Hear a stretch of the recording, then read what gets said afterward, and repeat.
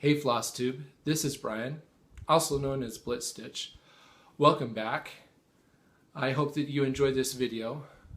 This is my third FlossTube video, and in it I plan on sharing with you some of the things that I've done in August and also talk a little bit about my plans for September. First of all, a couple of general updates. You might have noticed that my channel name has changed. I decided to change it to match my Instagram name so that it'd be easier to find me in both places. So my YouTube channel is now blitstitch, as well as my Instagram name. And let's get on with the updates.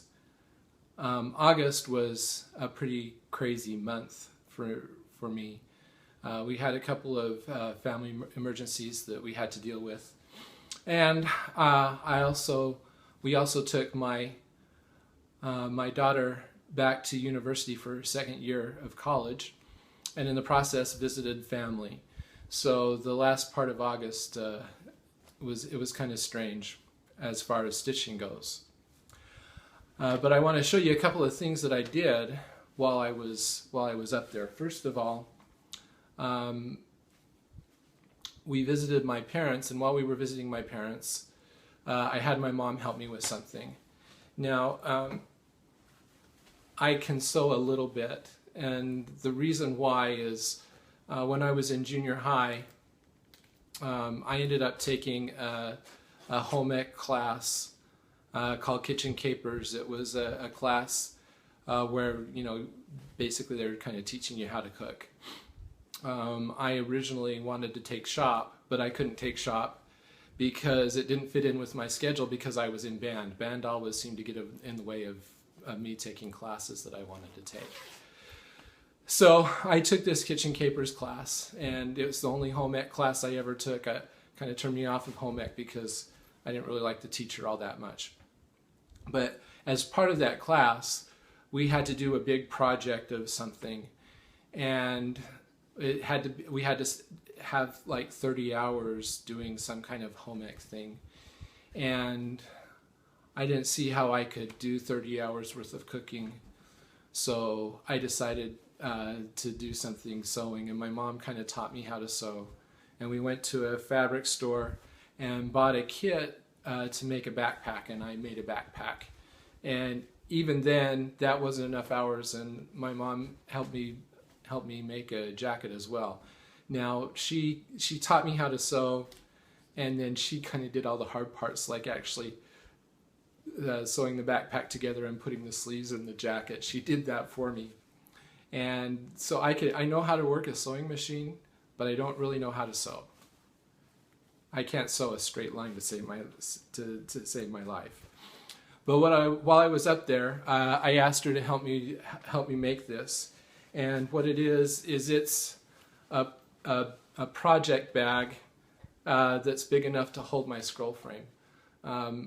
I see all of you with your project bags, and I really like them, but they're just not big enough for what I want to use them for. So this is what I made.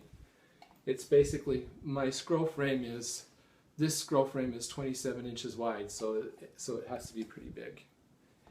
And it has, I really like this lighthouse fabric. I kind of like lighthouses, so this is what I chose for the fabric.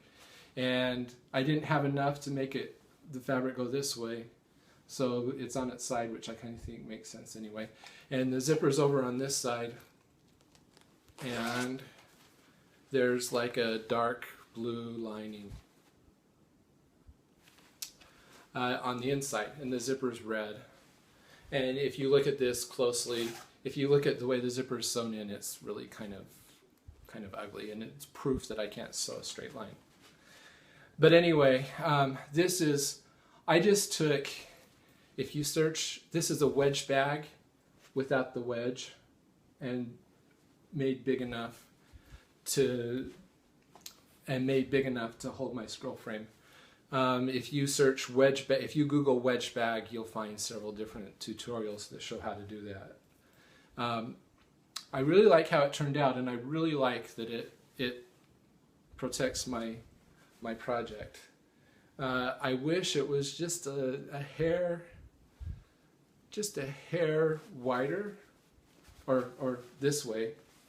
I don't know if that's width or height, but I wish that it was a little bit longer this way, because then it would fit my scroll frame just a little bit better. But I really like it, and I like how it turned out. It's good for me. I mean, somebody who's a real seamstress would probably look at it and say, oh, that's awful. But it serves its purpose for me, and I'm happy with it. So that's my first general update. The second general update is the last time in my last video, I showed my lock scroll frame, and I mentioned about how I have a hard time getting even tension all the way across my fabric with that lock scroll frame. And I found the solution to that, and the solution is to buy a different frame. So I got this in the mail, and I'll talk about this project that's in it in a little while, but I got an Omanique quantum frame. I actually have two. I actually have scroll bars. I don't remember what these are metric, but they're about 27 inches wide, and then they're 90 centimeters wide scroll bars as well. That's about 35 inches wide. I like the wider ones because most of my projects are big enough that I need the wide side, and I have really fallen in love with this frame. I get even tension all the way across my project. I can get an even better tension than I did with the lock scroll, and the way you tighten it with this tightening mechanism is a lot more secure. Sometimes my lock scroll frame, I couldn't get the knobs tightened enough, and it did kind of loosen up over time. And I also like that the scroll bars are a lot more sturdy. My lock scroll frame, when I really tighten things up, you'd see there's like a bend in the scroll bars. So I really like this, and we'll talk about what's on this in a minute. But that's the solution to getting good tension across the entire width of the project, is one of these frames. So those are my general updates.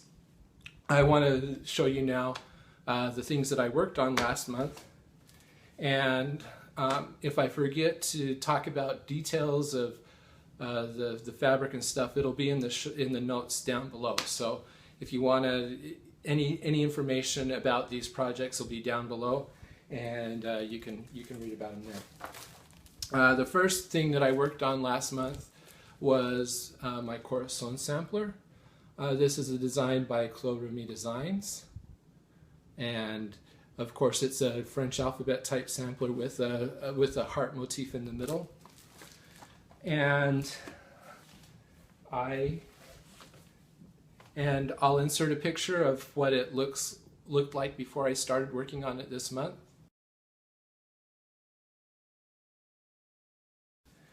And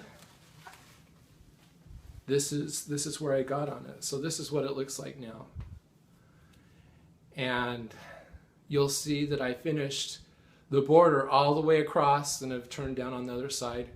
I finished all the large letters with the floral garlands on the row, and I actually started another alphabet. I just have 2 more letters to do, and that alphabet will be finished. And now I plan on just working down from there. I still love this project. I love how it's turning out. It's stitched on 36 count antique white Edinburgh linen. The color is DMC 815. I really like working on this. It's a nice change to just be working with one color instead of having to change colors all the time. So that was the first thing I worked on. The second piece I worked on is Mallard, and this is what it looks like. This is from the November 1994 issue of For the Love of Cross Stitch. It's part of a series of four designs, and I'm doing this one down here, which is a Mallard duck decoy, sitting on some kind of a decorative cloth. I don't know what to call that cloth, so I just call it a cloth. And it's stitched on 28 count light Mocha Cashel linen. And I'll insert a picture of what it looked like before I started on it this month.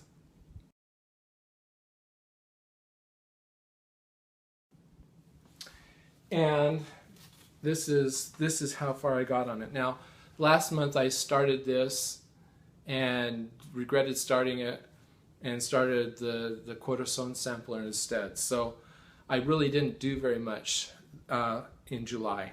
But in August, I've been able to do this much. It's about halfway finished now, according to my calculations. I'm about halfway.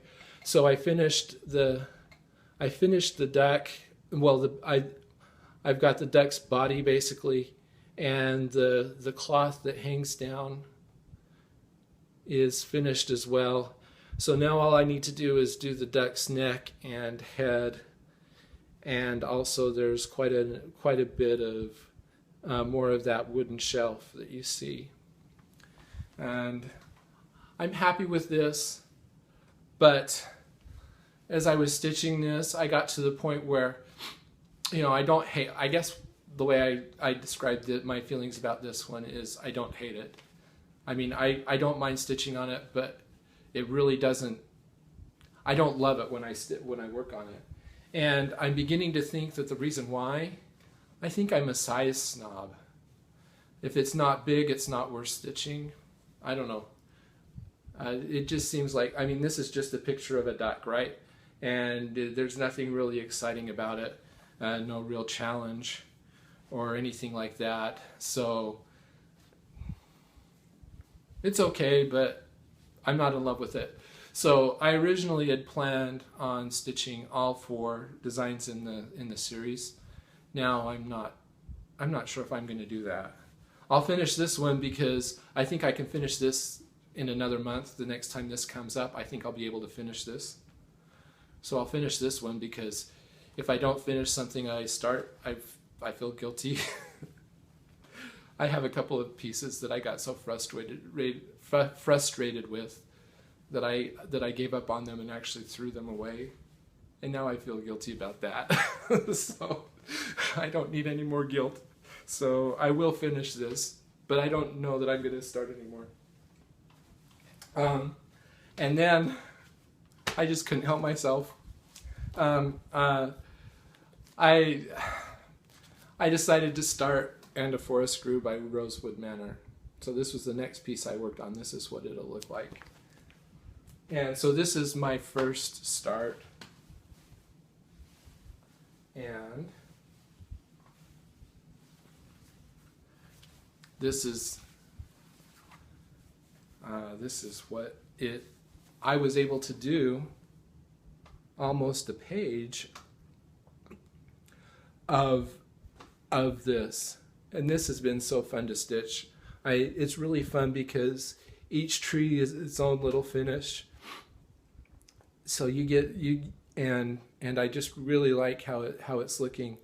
Down by that lower pine tree, I have part of another tree to stitch in order to finish the first page. So once I get that done, then I can say, okay, I've finished the page. And actually, that tree on top with all of that's the 3 diamonds stacked on each other, that's going up into the next page. Like I say, this is super fun to stitch. And based on all of the comments and likes I got on Instagram, this seems to be a really popular design. People really loved seeing that. And which kind of surprised me because I haven't seen a lot of people working on Rosewood Manor pieces, but this really got a lot of attention. So, and I really like how it turned out. And I just realized I don't have the next piece that I started. So I'm going to pause the video and come back and finish. So we'll be back in just a sec. Okay, I'm back. I also started something else. I just kind of went crazy at the end of the month. But I've kind of wanted to dabble with specialty stitches a little bit. and I decided that the best way to do that would be to do something small. This is a band sampler that was designed by Abi Gurden. It's a stitch along that's going on right now. Part 7 was released a couple of days ago, and I started this late, so I'm behind, but it's called the Season Sampler. Orietta is also stitching this, and this is mine so far. So I have done 3 parts, and it's been really fun. It's different. So you see it has buttercups and ladybugs, butterflies, bluebells, and then the last thing I did was those bunnies. This has been really kind of a different experience for me, and I've really enjoyed doing it. I love how it's turning out, but it's also really tedious for me because you have to be careful to start and end your thread with every single small motif so that you don't see threads being carried back along the back, and that makes it so that it's really tedious. Really tedious to start and stop all the time. So it takes me a lot longer to stitch this than you would think. It takes a lot of time to do each part, although the bunnies didn't take me as long. The bunnies' tails are bullion knots, and that's really cool. I did bullion knots years and years ago, and I had to figure out how to do them again. But I really like how it's turning out. So I'm not counting this as part of my rotation. What I'm doing is once a week I am stitching another part on this until I get caught up, and then I'll be doing once a month until it's finished. So I think in the next month I'll be caught up with where they are with these releasing. But this has been really fun. Okay. And then the next piece so that was the end of my rotation. And I went back up to the top of my rotation. The first piece in my rotation is my family tree, which happened to coincide. The week that I was supposed to work on this happened to be the week that I was visiting my parents. And this is going to be a gift for my parents. So I only had really one day I could work on this. And then it stayed home so that my mom didn't see it, because I like to show my mom what I'm working on. And so my progress is really minimal on this. I only stitched that first, our family bond with hearts entwined. That's all I stitched. Everything else is the same. So I don't feel too bad about that. I've got a year to finish this. I think next time this comes up, I'm going to really concentrate on doing this in my rotation and finish it up. So instead of working on that for that week, I pulled out Autumn Magic, which is a design by Randall Spangler as charted by Heaven and Earth Designs. It's a picture of a tree, and it looks like I don't have the picture of what it will look like. But you can look it up on Heaven and Earth Designs website if you want to. It's a picture of a house in an autumn setting. And I'll insert a picture of what it looked like the last time I worked on this.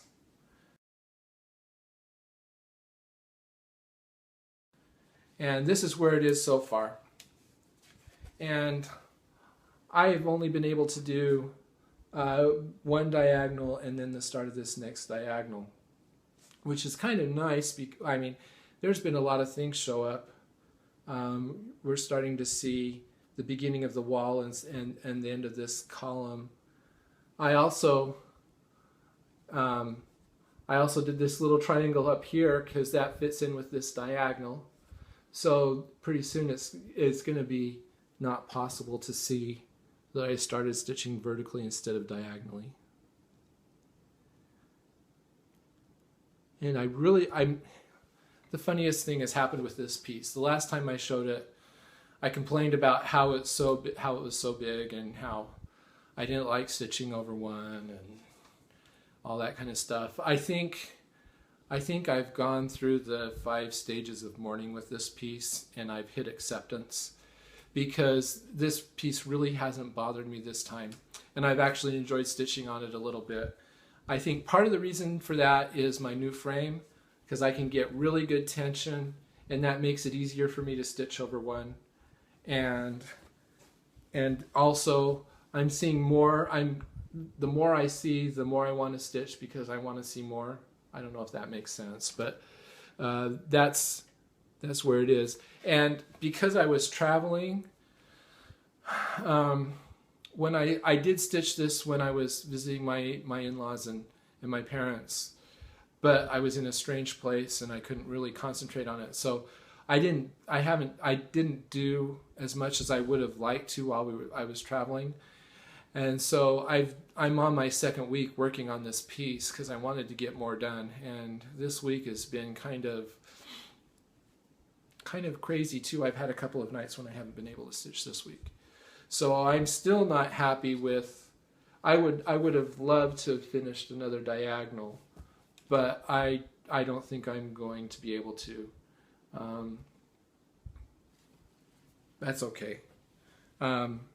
I'll do as much as I can before it's time to change. It's actually I'm getting to the point where things are starting to call me. So I'm going to put on my engineering hat and kind of show you a little bit of analysis that I've done. Like I think I've mentioned before that I keep track of when I stitch and how much I stitch every night. So I've made a couple of graphs. This graph, and this graph shows the number of days that I've stitched on each prop piece that I worked on. So I started with Corazon Sampler. This is none, meaning I didn't stitch, and I didn't stitch 5 days last month, which is actually a pretty big number for me, and I think most of that was traveling at the end of the month, and so that's why that's so high, and that's why my Automagic hasn't gotten as far along as I would like it to have. And then my Mallard, my season sampler, I worked on 3 days, did 3 parts. That's good. And a forest screw. Our family tree got its pitiful 1 little day, and then Automagic. So that's how many days I stitched on each piece. This is the number of stitches that I put in each piece. Now, some of these are kind of misleading. Like the season sampler, I'm not keeping track of the number of stitches that I make, just because there's not a lot of cross stitching in it. And then our family tree, I'm just back stitching, so it's kind of hard to count stitches there. Corazon Sampler and a forest screw, that number is kind of misleading, because if I have a block that has some stitches in it, I'm counting that when I finish the stitches that are in that block, I'm counting that as 100 stitches. So just because I don't want to sit there and say, okay, this block has 25 stitches in it, that just seems like a waste of time. So pieces that I work on that have a lot of empty space, it looks like I've done a lot more stitches. So you kind of have to take this with a grain of salt. So you'll see I did 10,000 stitches on Corazon Sampler, but that's not 10,000 stitches. It's probably, I don't know how many it would be, but there's a lot of empty space in Corazon Sampler. And a forest screw, I did 6,000 stitches, but that's the same thing. There's lots of empty space there. So I generally do 300 to 400 stitches a night. It looks like we've got about 3,000 stitches for Mallard, so that sounds about right. And Automagic is the piece that is the most confetti heavy, and so even though I worked on Automagic for a long time, I have completed fewer stitches, which makes sense. So this is this is the average. So this is the average number of stitches that I did for each night that I worked on a piece. So Corazon Sampler, I did an average of 2,500 stitches. Mallard, an average of just under 500, and a forest grew an average of 1,000 stitches a night. And Autumn Magic, that's probably just over 200. My average is probably over 200 there. So that kind of gives you a feel for how complicated or how easy a piece is based on how many stitches I can do. That's kind of, it's kind of fun for me to do that, just because, I mean, it's not going to, I don't care. I'm not going to do anything to try to improve those numbers or anything like that. It is what it is, but it's kind of fun to see how things work out. So my plans for this month. I've got a couple more days when I'm working on Autumn Magic. And then I'm going to work through my rotation. Now, one of the interesting things that has happened to me is another thing that I talked about when I talked about my rotation. Is I said I was going to do a start at the beginning when I finish my rotation. I'm not going to do that. I think I've found the maximum number of projects that I can have going at one time, because as I've been working on this other stuff, like Autumn Magic and my other projects have been crying. They've been feeling really neglected. And I've decided that the maximum number of projects for me is about 8. And part of the reasons why I felt safe starting And a Forest Grew is because I figured, well, with the Mallard, I'll be able to finish that really quickly, and then I won't replace anything with it.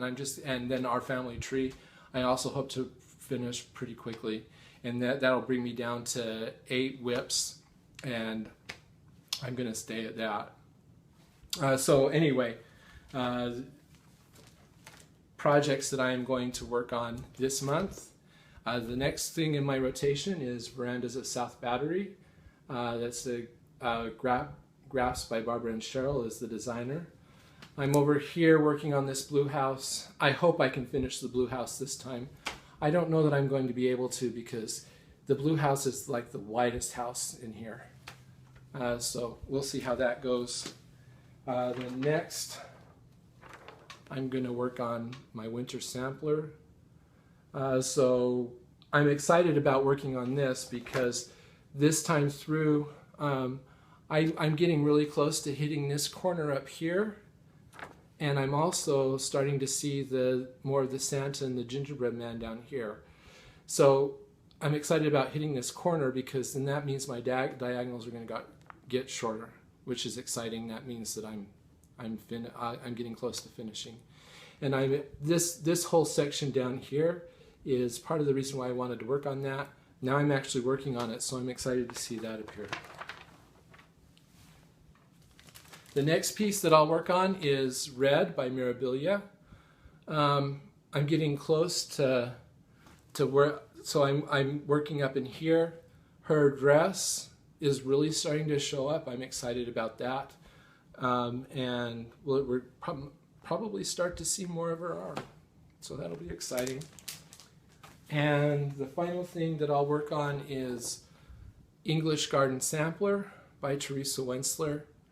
I am excited about this because I hope to be able to finish my border, and then I can start working on the meat of the project. I'll be glad to get that border done.